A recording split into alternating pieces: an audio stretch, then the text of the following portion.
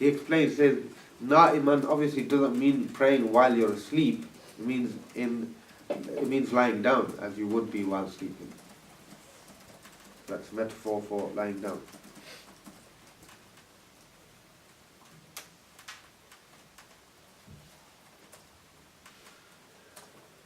And there's another narration, which is also narrated by the same Sahabi, Sayyidina Imran bin Hussein radiallahu anhu.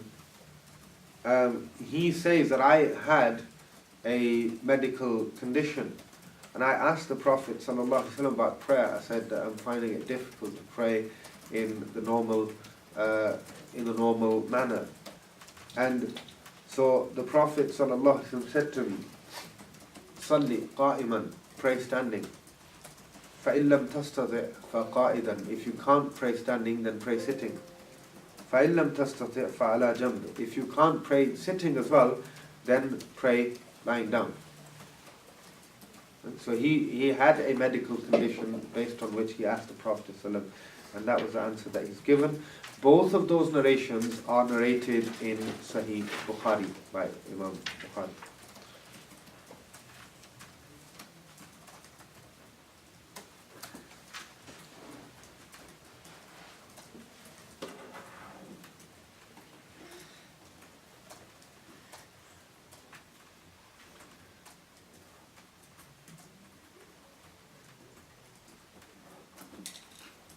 It's narrated by Sayyidina Abdullah bin Amr bin As radiallahu ta'ala.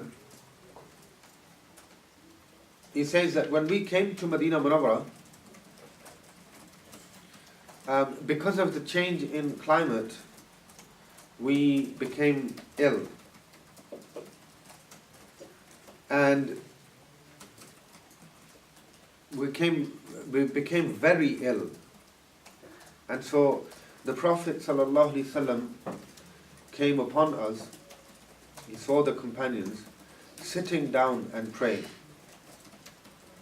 And so he said, at that point he said to the Sahaba that Salatul Qa'idi, the prayer of somebody who is sitting down, is like half the prayer of the one who is standing, in terms of reward. And that's narrated by Imam Malik rahimahullah ta'ala in his Muwatta. Now, what is clear is obviously reward is dependent upon intention. And so somebody who has a genuine illness or a genuine reason and genuinely cannot stand up, and that if he didn't have that issue, he would be standing up, can hope from Allah subhanahu wa ta'ala for complete reward. So that's something to bear in mind as well. And so Imam Sagharji rahimahullah ta'ala then explains that if, for example, you can't stand up, then how should you pray sitting down? You should pray sitting down the way you sit in tashahhud. That's what he says. وَيَجْلِسُ الْقَائِدُ كَمَا يَجْلِسُ لِلتَّشَهُّدِ. The person who's sitting down should sit in the same manner that he sits for tashahhud. Except for if he is in such a physical position, in terms of his illness or injury or anything that's, his whatever is limiting him isn't allowing him to sit in that position of tashahhud either. If he can't sit in the normal tashahhud position, legs folded, then he can sit on the ground however he wishes, even cross-legged. So he should sit on the ground and sit even however he can, cross-legged. So Abdullah bin Zubair radiallahu ta'ala, he says that I saw the Prophet sallallahu alaihi wasallam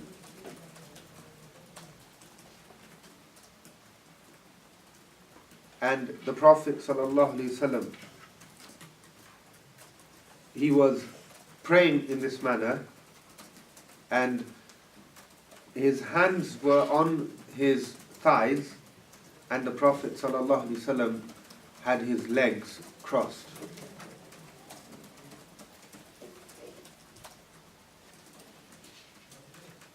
I saw the Prophet ﷺ, and praying there is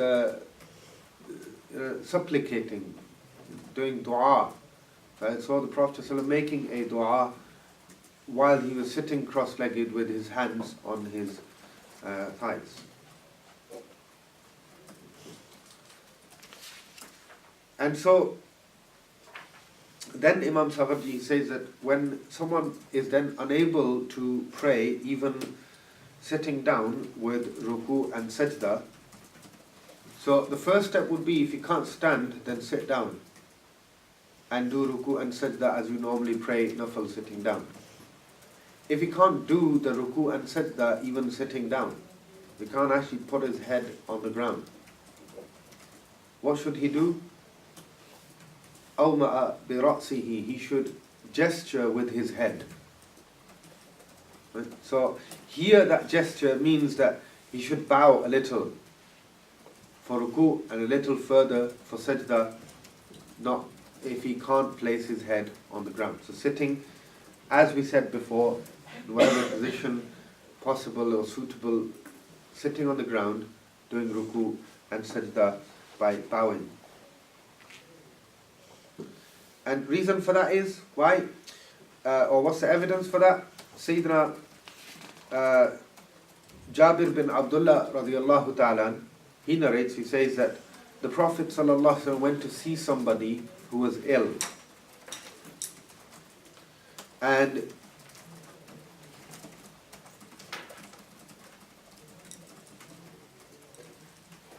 when he went there, the Prophet sallallahu alaihi wasallam saw him praying,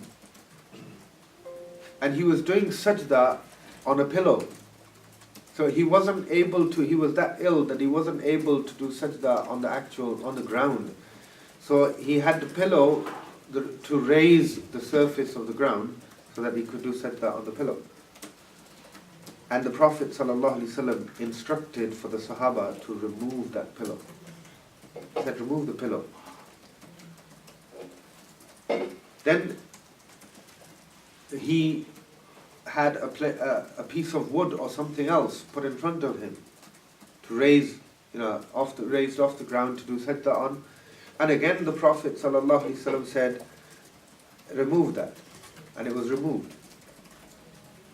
Or in fact, it says that the Prophet ﷺ himself took that and removed it himself. And he threw it away. And the Prophet ﷺ said, Salli ala al-ard, pray on the ground. In other words, put your forehead on the ground. In istatat, if you are able to. Pray on the ground, if you are able to.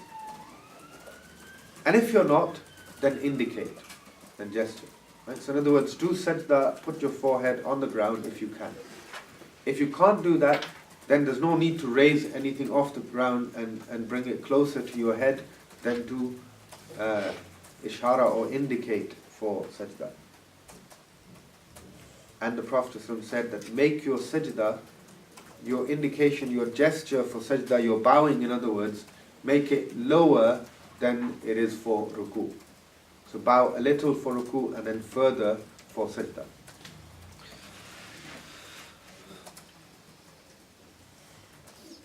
And so based on this, Imam Sawardi rahimahullah ta'ala, he says that so anyone who's ill should not raise anything towards his head for sajda. Right? As we understand from that particular hadith. And if he's unable to do sajda, then he should pray by indicating, by bowing and making the indication for sajda lower than that for ruku.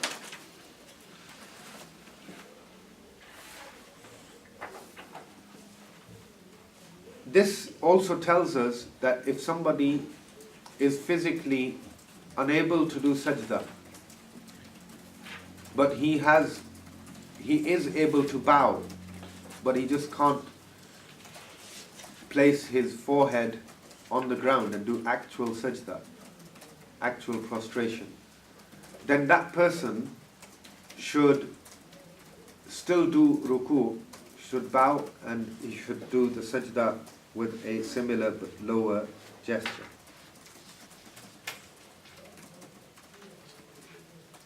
So if he's unable to pray sitting down, then that person should lie down on his right side. And the reason for that again is hadith which is previously mentioned as well, that the Prophet said, if you can't pray standing, then pray sitting. If you can't pray sitting, then pray lying down. And if you can't pray with a ruku and sajda, then pray with an indication.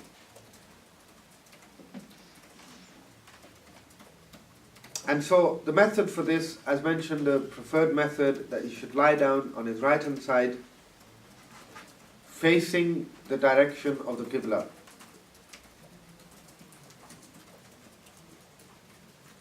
And if he can't do that, then a person should lay flat on his back and his legs should be directed towards the Qibla.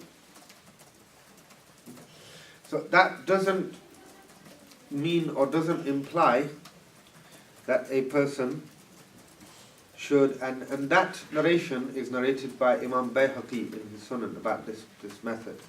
But that doesn't imply that under normal circumstances that you should sit with your legs protruded towards the Qibla.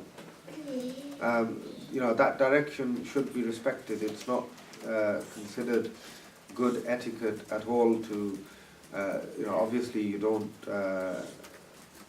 sort of relieve yourself either facing or opposing that direction. You don't spit in that direction. You don't do anything that's considered disrespectful towards that direction. So that's an extreme situation where somebody's so ill that they literally can't even sit up.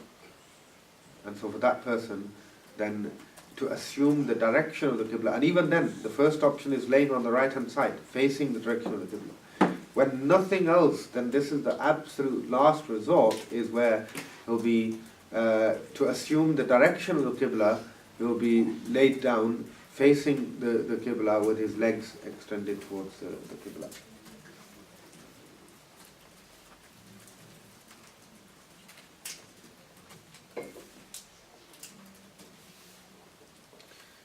Now,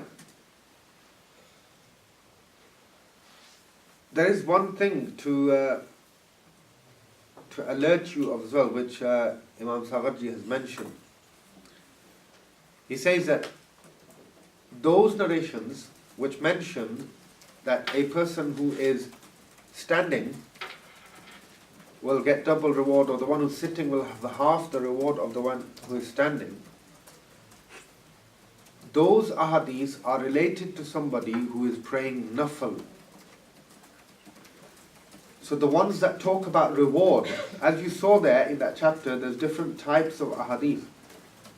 Initially it began off narrating those ahadith which you've already come across well in the chapter on nafil, about the reward. Some of them don't mention the reward at all. The Prophet just says, pray standing, if you can't, pray sitting, if you can't, then pray laying down, pray in this manner. So the ones that associate the reward and say that sitting down earns half the reward of the one who's standing, that is in nafil. It's an optional prayer. It's optional prayer where somebody is able to stand up, but is choosing to pray sitting down. So somebody who's praying fard and has the ability to stand, his prayer will not be valid sitting down. And somebody who is ill, who has a genuine reason for not being able to stand up, or for not standing rather, that person, Imam Sagharji, he says that his reward will be complete. His reward will not be reduced if he has a genuine reason for not being able to stand. Even if he prays sitting down, even if he prays lying down, his reward will be complete. And perhaps, again, like we said, based on intention, if Allah subhanahu wa ta'ala is pleased with the fact that, this person is struggling to that extent, but is still diligent with his prayer, that may earn him huge amounts of reward.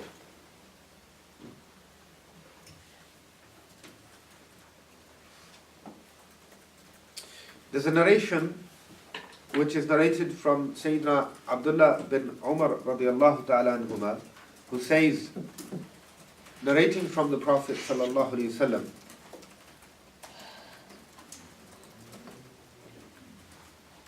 that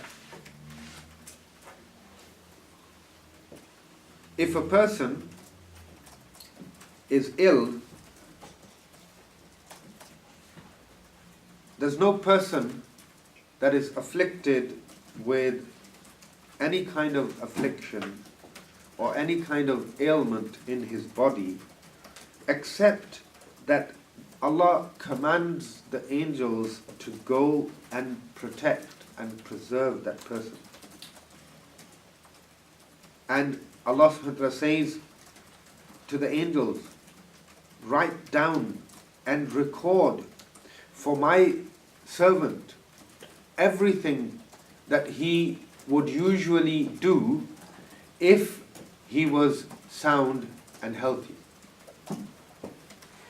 So that narration there clearly states that those angels are commanded by Allah subhanahu wa ta'ala to record in that person's favor every act of worship that he normally would do as a habit, which he's unable to do because of his illness. So, and Imam Sawardi, he says that Allah's mercy is, and His compassion is so vast, that if somebody can't do any good deeds that he's normally in the habit of doing, you would not expect from Allah's mercy to diminish that reward from Him. And so if a person is praying sitting down because of his illness, otherwise he would have been standing, then we would not expect Allah subhanahu wa ta'ala out of His supreme mercy to diminish that person's reward. So even if he's praying laying down with indications of the gestures of the head, as long as the reason is genuine, he can expect complete reward. To the extent that if somebody has a habit of praying tahajjud, he has a habit of praying tahajjud,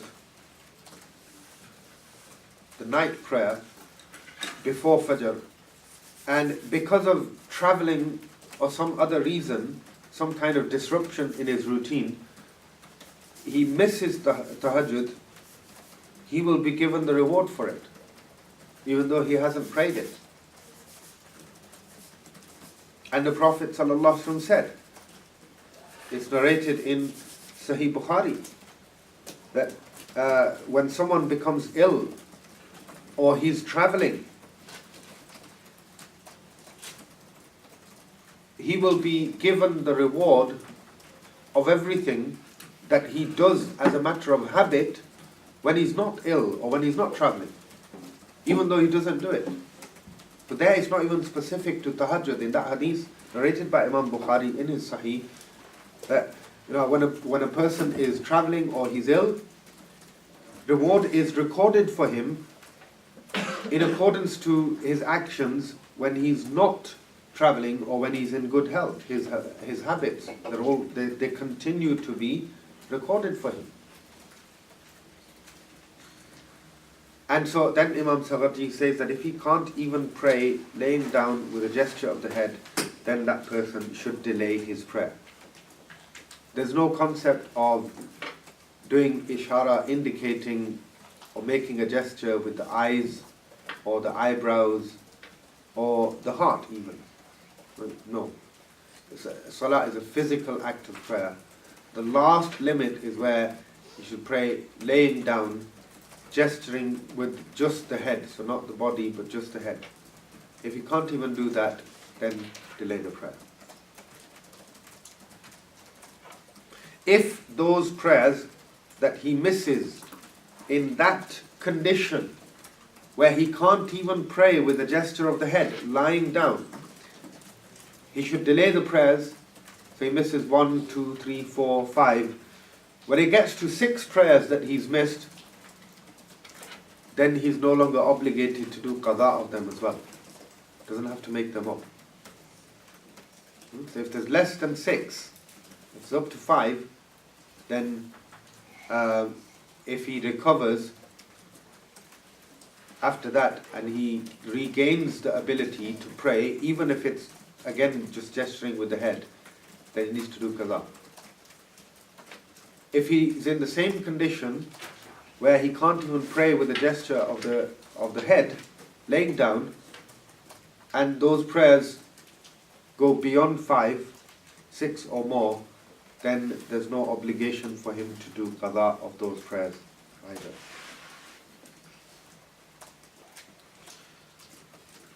And so it's the same reason and same logic behind the fact that if somebody falls unconscious and he misses, if he's up to 5, then he needs to make them up. If it goes beyond that, so if, let's say if he's unconscious for a number of days, then he's not obligated to make them up.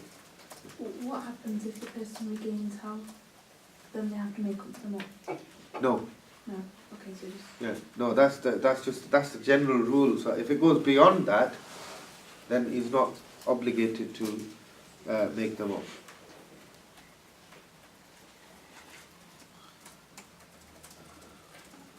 If somebody is able to stand,